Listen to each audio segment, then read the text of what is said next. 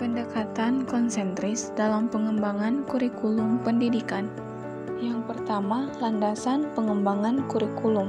Landasan pengembangan kurikulum harus need and marketable atau menjadi kebutuhan sesuai segmen pasar yang laku dalam dimensi waktu itu. Itulah sebabnya sudah lama para ahli pendidikan dan kurikulum menyadari bahwa kebudayaan merupakan salah satu landasan pengembangan kurikulum.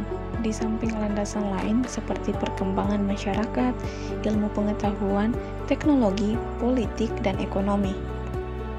Ki Hajar Dewantara pada tahun 1936, 1942, 1946 menyatakan bahwa kebudayaan merupakan faktor penting sebagai akar pendidikan suatu bangsa. Ahli kurikulum lain seperti Bryant 1993 menyatakan pentingnya kebudayaan sebagai landasan bagi kurikulum dengan mengatakan bahwa kurikulum is a contrast of that culture. Landasan lain yang diperlukan dalam pengembangan kurikulum adalah teori belajar, yaitu teori tentang bagaimana siswa belajar.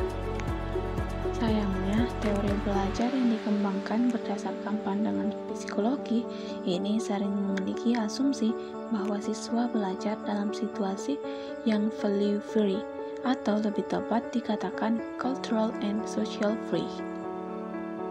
Selanjutnya ada pendekatan lintas budaya dalam kurikulum. Indonesia adalah negara yang kaya dengan budaya seperti dinyatakan dalam motto nasional, Bhinneka Tunggal Ika. Bhinneka yang artinya berbeda banyak, sedangkan tunggal artinya satu.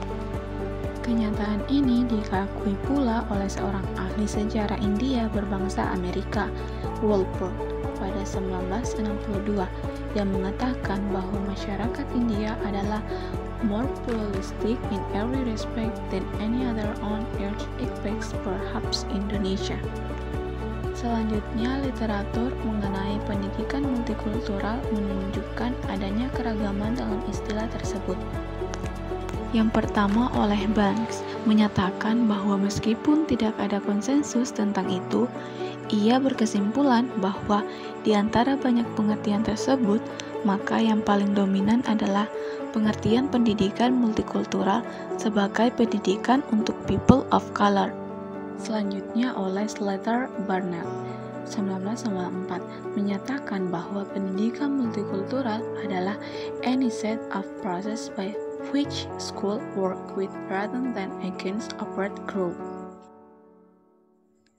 Atas dasar posisi multikultural sebagai pendekatan dalam pengembangan kurikulum, maka pendekatan multikultural untuk kurikulum diartikan sebagai prinsip yang menggunakan keragaman kebudayaan peserta didik dalam mengembangkan filosofi, misi, tujuan, dan komponen kurikulum, serta lingkungan belajar, sehingga siswa dapat menggunakan kebudayaan pribadinya untuk memahami dan mengembangkan berbagai wawasan, konsep, keterampilan, nilai, sikap, dan moral yang diharapkan.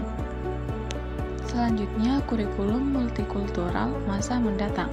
Pengembangan kurikulum masa depan yang berdasarkan pendekatan multikultural dapat dilakukan dengan cara mengubah filosofi kurikulum dari yang berlaku seragam seperti saat ini kepada filosofi yang lebih sesuai dengan tujuan, misi, dan fungsi setiap jenjang pendidikan dan unit pendidikan. Teori belajar yang digunakan adalah kurikulum masa depan yang memerhatikan keragaman sosial, budaya, ekonomi, dan politik.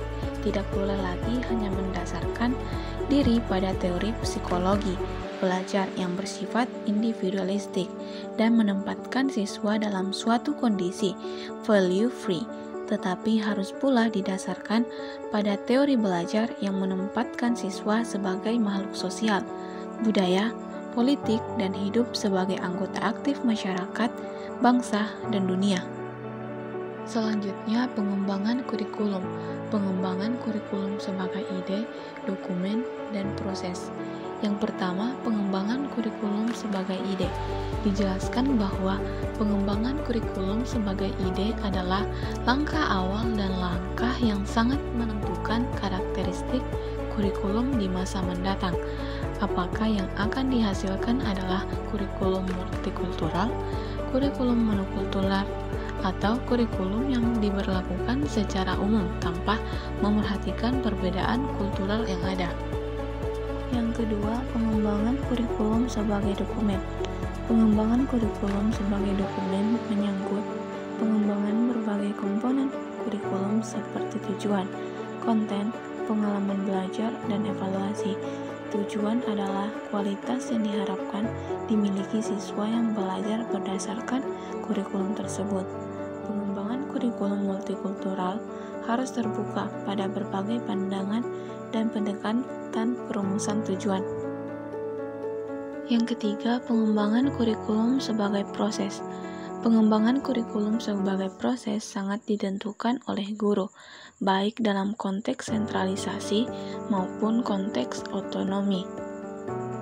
Peran guru tersebut tetap sama, mereka adalah pengembang kurikulum pada tatanan empirik yang langsung berkaitan dengan siswa. Ada 4 hal yang harus diperhatikan guru dalam mengembangkan kurikulum sebagai proses, yaitu yang pertama, siswa sebagai subjek dalam belajar. Yang kedua, cara belajar siswa yang ditentukan oleh latar belakang budayanya. Yang ketiga, lingkungan budaya mayoritas masyarakat dan pribadi siswa adalah entry behavior kultural siswa. Yang terakhir, lingkungan budaya adalah sumber belajar bagi siswa.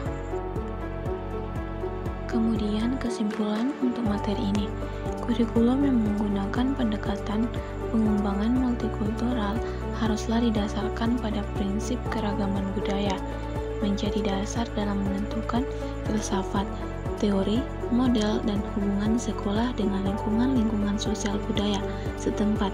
Keragaman budaya menjadi dasar dalam mengembangkan berbagai komponen kurikulum seperti tujuan, konten, proses, dan evaluasi. Budaya di lingkungan unit pendidikan adalah sumber belajar dan objek studi yang harus dijadikan bagian dari kegiatan belajar siswa.